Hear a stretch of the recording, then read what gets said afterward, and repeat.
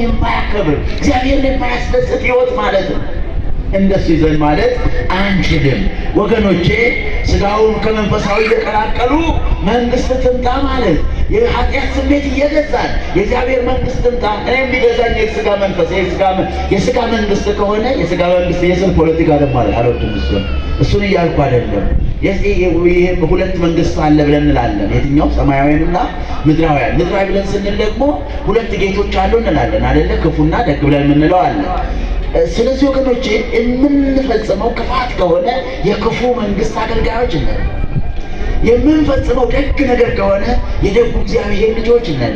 መንግስት ትምጣ፣ የእሱ መንግስት እኛም በሌላው በተናሹ በምድራዊው ወይንም ኃላፊ በሆነው ሰይጣናዊ ክፋት በተሞላበት አስተሳሰብ ሆነን የእግዚአብሔርን መንግስት ብንጠራት ጥቁሟ ብልጫዋ ምኑ ጋ ነው? ስለዚህ ኢትስክር ብነ አበሳነ ዘትካት። አሁን እንዲህ ብለን እንደ ዳዊት እንጨርስ። አበሳ ኃጢአታችንን ይቅር በለን፣ አበሳ ኃጢአታችንን ይቅር በለን በሉ። አበሳ ኃጢአታችንን በለን ይቅር በለን። ትምህርቴን ጨርሻለሁ። ስለ ጸሎት ትንሽ ልናገርና ሙሽሮቹ መጥተዋል። አሁን ዘመሩ እኮ ብዬ እየተጨናነኩ ነበረ። ትንሽ ነገር ስለ ጸሎት ልበልና እንዴት ነው የምትጸልዩት? በቀን ስንት ትጸልያላችሁ? ነግረዋቸዋል። ወገኖች የጸሎት ሕግ አትርሱ። የመጀመሪያው ነገር ምዕመናን አብስታችሁ አትጸልዩ። ሳታቋርጡ ጸልዩ እንጂ አብስታችሁ አትጸልዩ። በጣም አብስታችሁ የምትጀምሩ ከሆነ ከመሰልቸት ያደርሳችኋል። መሰልቸት ደግሞ ከመተው ያደርሳችኋል። ስለዚህ ክርስቶስ የሚያስተምረው አጭር ጸሎት ነው፣ የማይቋረጥ ግን አጭር ጸሎት። ከቻላችሁ ከበረታችሁ ከመዝሙረ ዳዊትን መረጥ አድርጋችሁ ጸልዩ።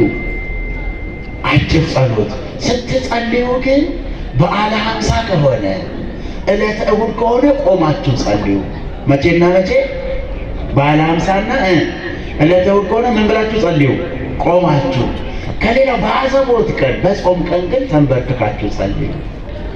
ምናልባት የጤና ችግር ከሌለ ተንበርክካችሁ የሚጸለየውን ጸሎት በፍርሃት ጸልዩ።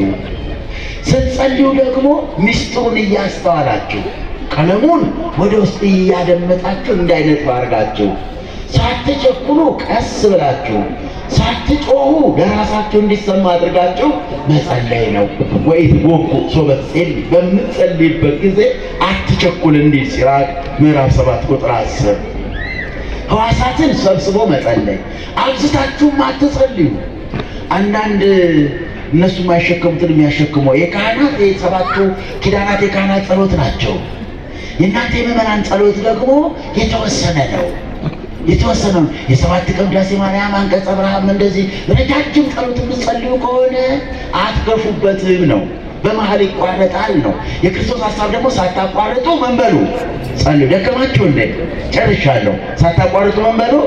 አብዝታችሁ አትጸልዩ። ማብዛት ከመሰልቸት፣ መሰልቸት ደግሞ ከመተው ያደርሳችኋል። ግብርኒ ዛልቦ ምጣኔ ገሃሮቱ ወደ ባህርኒ ተሎ ስንጋዬ ወስንጋዬን ያበጽሕ ሀኬተ።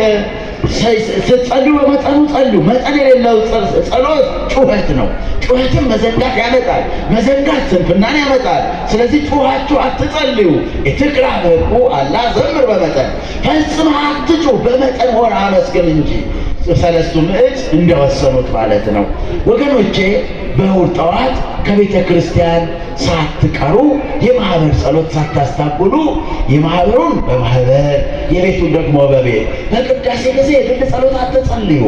በቅዳሴ ጊዜ የግል ጸሎት የሚጸልይ ሰው የሚታበይ የሁላችሁን ጸሎት ቢደመር የኔን ያክልም ብሎ የሚመካ ሰውን ይመስላል።